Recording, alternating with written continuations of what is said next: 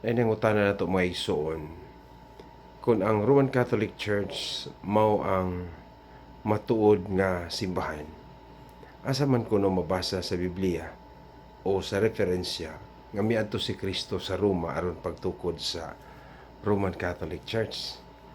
Maison atong tubagon ni nga kini nga pangutana aduna kini depikto, depikto kay wala man ta magsulti nga kining simbahan nga gitawag og Roman Catholic Church kumo dunay pulo nga Roman Catholic Church dito ni tukura sa Roma.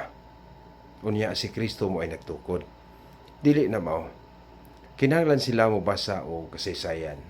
Nasayod ta nga ang simbahan nga gitukod ni Kristo dito gyud sa Jerusalem, sa Mateo 16:18.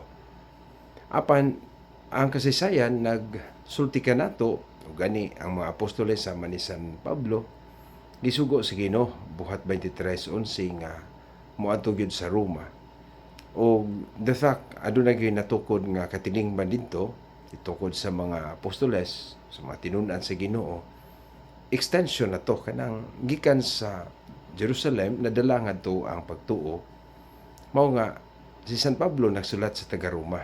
Manay sulat sa taga-Roma.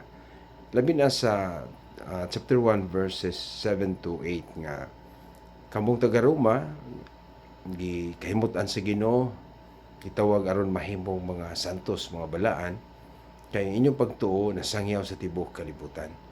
So ang kasaysayan nagtugan baya nga sa pagsugod sa mga pagsangyaw dito sa Roma, gi-persecute man ang mga Kristiyanos, mga San Pedro, San Pablo, dito pamatay sila dito, apan nilambo ang Kristyanismo.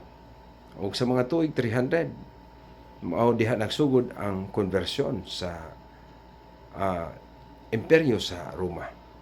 Ang Roma nga kaniadto pagano na konverter siya ngadto sa pagka-Kristiyano. Ug didto sugod ang paglambo sa simbahan ug ang kasaysayan nagtuan nga didto ang Roma nahimong sentro sa Kristyanismo. Itong panahon na may laing tinuohan.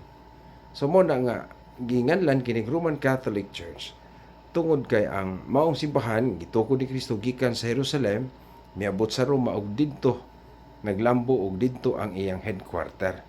So mo na simple nga pagpasabot. Mo na nga kining ato maigsuon aron lang gyud kunuhay naa sila'y lig-on kunuhay nga pangutana kay di man gyud ta makatug-an nga si Kristo niadto sa Roma aron pagtukod kay dili man na mo atong explanation. Wala ta moingon Roman Catholic Church nga tinukod ni Kristo ningadto sa Roma. Kaya nasayod man ta nga kining termino nga Roman Catholic gipuno ni sa atong mga leaders. Sama ni San Ignacio nga ang simbahan nga wala nga ni Kristo iyang gitagaan og ngalan nga Catholic. Una kay dito man sa Roma, Roman Catholic. So lahi sa uban nga matukod din his Pilipinas pero nganlan gihapog Iglesia ni Kristo. No, ilang yung isiguro ang Iglesia ni Kristo pero klaro nga naay human founder nga dili si Kristo. Pero kining Roman Catholic Church, si Kristo may nagtukod niini gikan sa iyang pagsugod. Pero wata mo ingon si Kristo ni ngadto gyud personal nga nagtukod. Pero nasayod ta nga ang simbahan ni Kristo giubanan niya. Matud pa niya panglakaw mo sa tibuok kalibutan. Sangyaw mayong balita, tudloi sila pero hinumdumi ako magauban kaninyo kanunay hangtod sa katapusan sa kalibutan.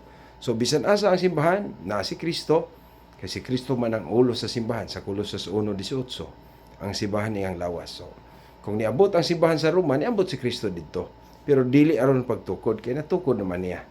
So simple lang yun na kayo sabton maigsoon. Hinaut nga dili ta mailad sa atong maigsoon nga di man day mabasa.